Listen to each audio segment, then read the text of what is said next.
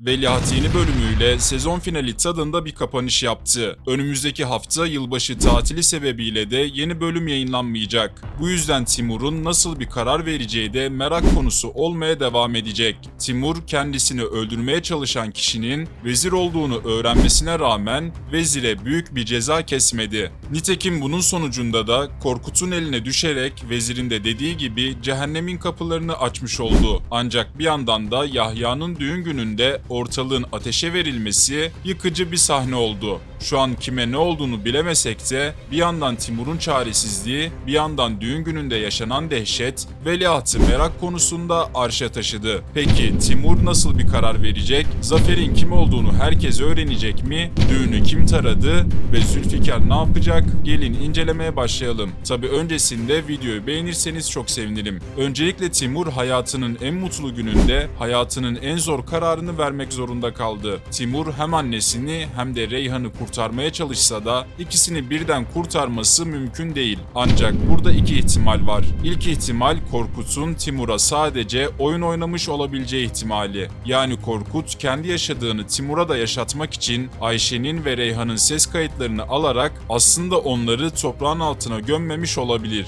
Böylece Timur her ne kadar büyük bir çaresizlik yaşasa da annesini ve sevdiğini kaybetmeyecek. Yani Korkut'un ne kadar deli olduğunu düşünürsek böylesine psikopatça bir empati yöntemi seçmiş olabilir. İkinci ihtimal ise gerçekten Ayşe'de Reyhan'da toprak altında ve Timur ikisinden birini seçmek zorunda kalacak. Ancak bu seçim onun aynı zamanda hangi kimliğiyle devam etmek istediğini de belirleyecek. Çünkü Korkut hem Timur'a hem de Zafer'e seçim hakkı tanıdı. Aynı zamanda buradaki kritik detay Korkut'un artık Timur'un gerçek kimliğini öğrenmiş olması. Bu da onu daha da tehlikeli kılıyor. Bu yüzden Timur bence Zafer karakterini seçerek bambaşka birine dönüşecek. Yani ikinci ihtimale göre ve bölümdeki göndermeleri de bakacak olursak Ayşe büyük ihtimalle ölecek. Zaten daha önce de dediğim gibi Timur zamanla Kars'ı çatısından kurtularak kendisi olarak Otogar Krallığını eline alacak. Peki Zafer ne yapacak?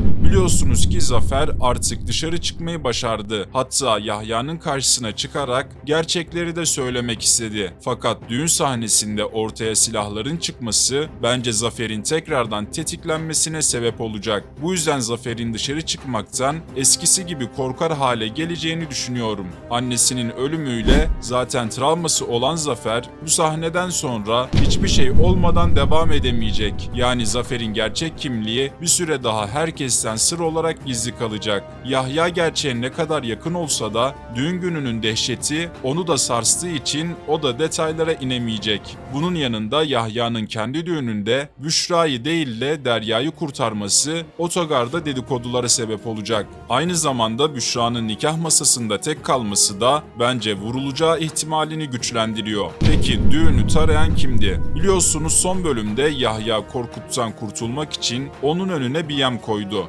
Bu kişi de Timur'un işbirliği yaptığı Diyarbakırlı oldu. Yahya'nın Diyarbakırlı'yı Korkut'a öldürtmesi aslında başına çok daha büyük dertler açtı. Çünkü Diyarbakırlı da otogarda oldukça güçlü biri. Bu yüzden ben düğünü tarayan kişinin kim olduğuna dair iki ihtimal veriyorum. İlk ihtimal Diyarbakırlılar Yahya'dan intikam almak isteyerek düğünü taradılar. İkinci ihtimal ise Korkut Yahya'nın söylediği şeylerin yalan olduğunu anlayarak bir yandan Timur'a dehşet yaşatırken bir yandan da Yahya'dan intikam almak için düğünü tarattı. Ancak bence en güçlü ihtimal bunu Diyarbakırlıların yapmış olabileceği ihtimali. Peki Zülfikar ne yapacak? Zülfikar otogar seçimlerini kaybettikten sonra her ne kadar kendi köşesine çekilmiş gibi gözükse de aslında o da kapanmayan bir hesabın peşinde. Yani Gönül'ün. Bu yüzden Zülfikar'ın asıl amacı Gönül'ü kimin öldürttüğünü bulmak. Yani Digorlu'yla 9 parmak meselesine takılan Zülfikar aslında şu an kendi intikamının peşinde. Bu yüzden Zülfikar'ın gerçekleri öğrenmek adına Kars'a gittiğini görmemiz de oldukça mümkün gözüküyor. Tüm bunların yanında bence vezirin de gerçek yüzü artık Zülfikar tarafından daha da belirginleşti.